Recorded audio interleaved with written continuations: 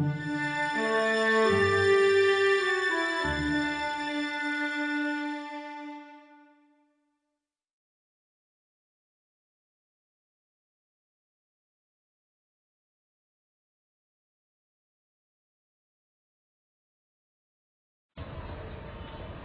we're here in Beijing, China, with Lindy Bannister, who's the general manager of the Wedge co-op in Minneapolis.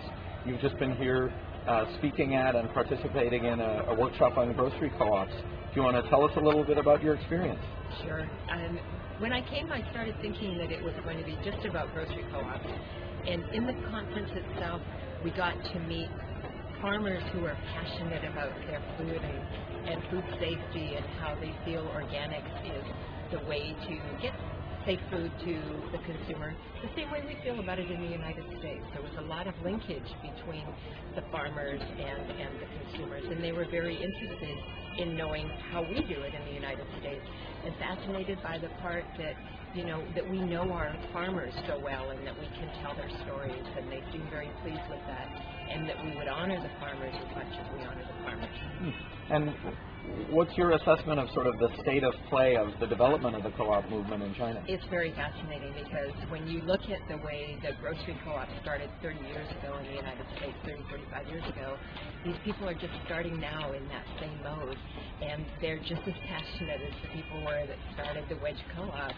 And it's exciting to think that there's a whole new generation of people starting co-ops in a country halfway around the world from us today, just as passionate as how people were when they started the Wedge. What kind of questions did people have for you about the Wedge and the way to run a co-op? Great questions. They had done their homework before they got there. They wanted to know how the members got the co-op together. They wanted to know our connections with the producers and how we set prices with the farmers. They were amazed that we didn't differ with the farmers on price, that we met with the farmers and saw their needs and set the price according to that. And I think that they had big hopes going forward with where their co-ops can go. Looking at where our co-op is today as a very large co-op, they see that someday from now they can be just as successful. What were some of the nascent co-op efforts that you heard about that were going on in China? It's fascinating. There's so many different kinds of co-ops here, and they talk more about farmer co-ops, which we don't seem to have a lot of. We have big farm co-ops, but not small farm co-ops, and it made me think that maybe it's a different way for our farmers in America to think about the cooperative movement and how young farmers in the United States can join together in the cooperative movement and move forward as the Chinese are here. So maybe we have things to learn from each other. We have many things to learn from each other. What else did you do while you were here? Oh, I've seen so many wonderful things. It's been fun. I've seen Tiananmen Square and the Forbidden City. We went to the Great Wall. We walked the Great Wall, and it was amazing on the trip to the Great Wall. I talked with a woman from the Taiwanese Housewives Co-op, and for an hour and a half, we sat in a car with a translator between us, and we talked about board governance. Oh, that sounds fun.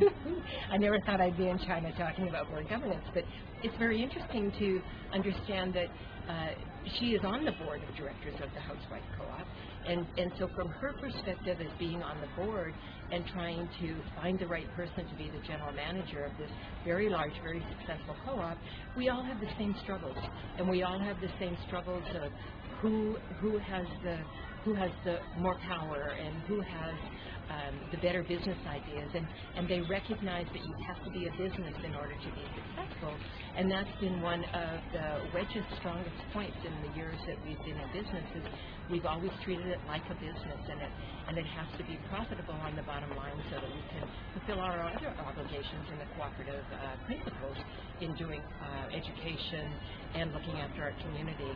And here we are, Taiwan. Who would have thought they would have the same problems with their co-ops and building their co-ops to be as successful as they are now?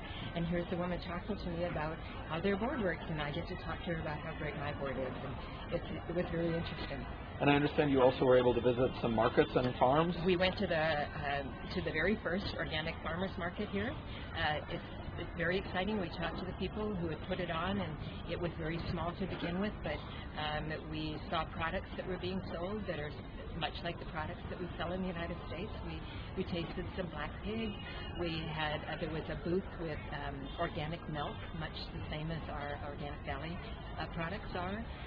We had some cheese makers there. We brought cheese back to the apartment to eat in the mornings. And it was, again, the same kind of energy, very exciting about starting something that's a movement that is all about getting good food to people that's safe for folks to eat. And that's why the Wedge started 35 years ago, with people wanting to do good food. They were nervous about the industrialization of food, and so they started the Wedge Co-op, and these people are doing the same thing. And was it the Green Cow Farm you We went to the Green Cow Cow Farm, and it was just, it's a CSA that we went to. It's a very diversified farm. They had animals. As a matter of fact, they were slaughtering the bull who had become aggressive. They had 2 milk cows. They had pigs.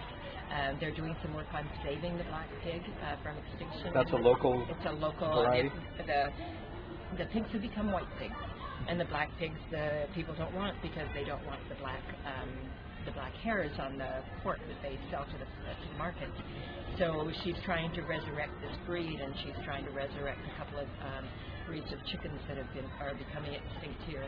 And we saw her hen houses, and they had baby pigs, and then she has this beautiful CSA farm that provides a lot of food to many people.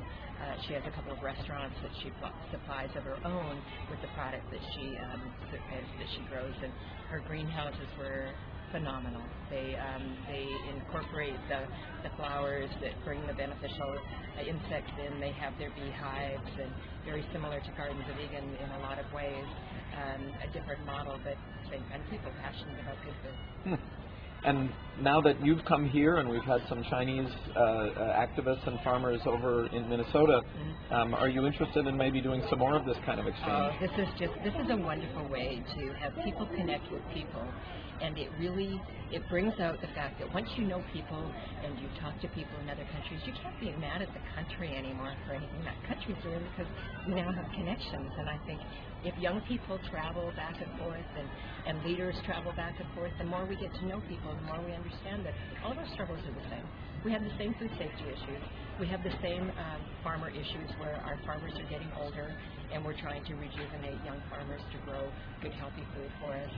The education of the consumer is an issue in both of our countries, where we need to be the tellers of the stories and let the consumer make the choice after we give them good decisions to make. And it makes you realize that people are all the same. All right. Well, thanks very much, Lindy. Thanks for inviting me.